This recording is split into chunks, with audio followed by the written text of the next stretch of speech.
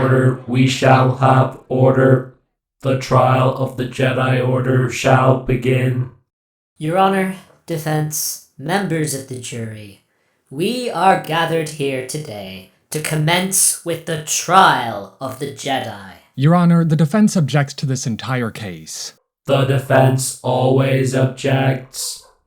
The prosecution may continue. The Jedi are widely considered to be the heroes of the galaxy, the defenders of peace, justice, and democracy. However, we are not here to discuss the merits and victories of individual members of the Jedi Order. We are here to examine the great failure of the Order as an entity.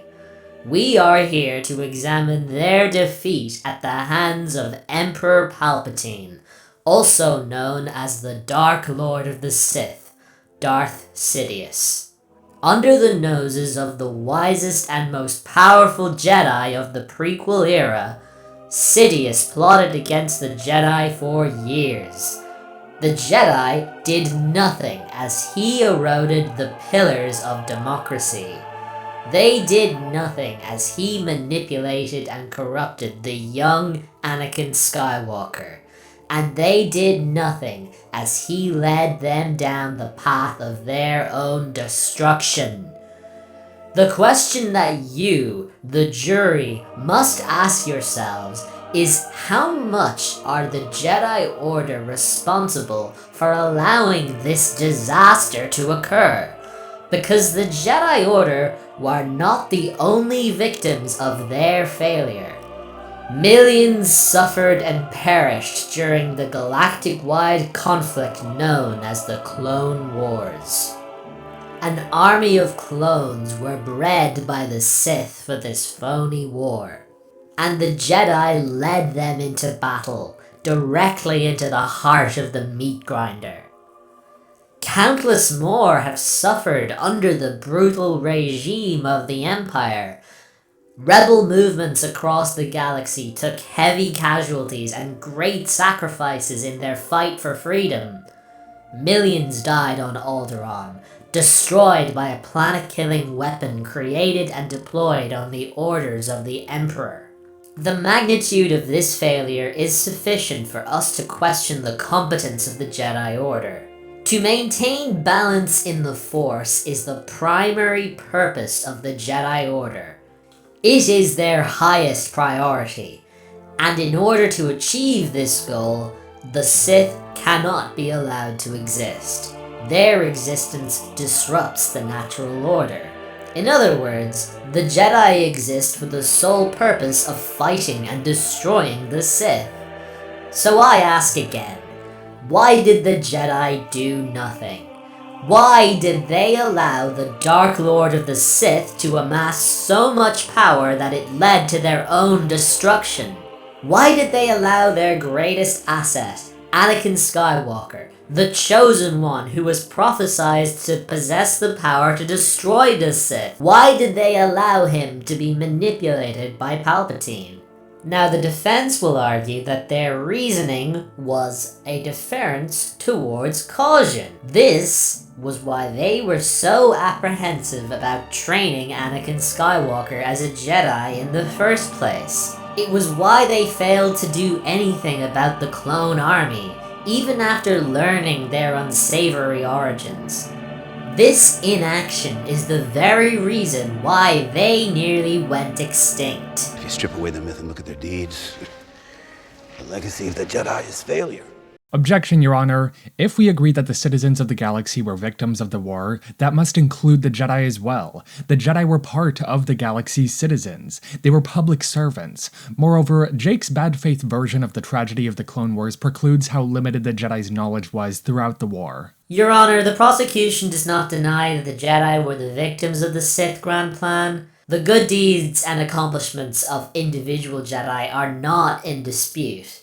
But the competence of the Jedi Order as an institution is instrumental in this case. They may well have known what the will of the Force was. They may have known that Anakin was the Chosen One. They may even have known that the clone army was commissioned by the Sith. But all of that was irrelevant. because the Jedi Order simply had too much to lose. In other words, they were forced down a path of inaction due to their own ineptitude. Palpatine was so many steps ahead of them that he created a situation where if they even attempted to deviate from the path that he had laid out for them, they would materially suffer. And the Jedi were so used to being cautious that they walked directly into his trap. Even their suspicions against Palpatine in the last days of the war could not save them because they were unable to take the risk. And this is the core problem with the Jedi Order. This is what prevented them from making the right choices when it truly mattered. Their purpose is to carry out the will of the Force. But they lost the ability to correctly interpret the will of the Force when they stopped listening to their own instincts.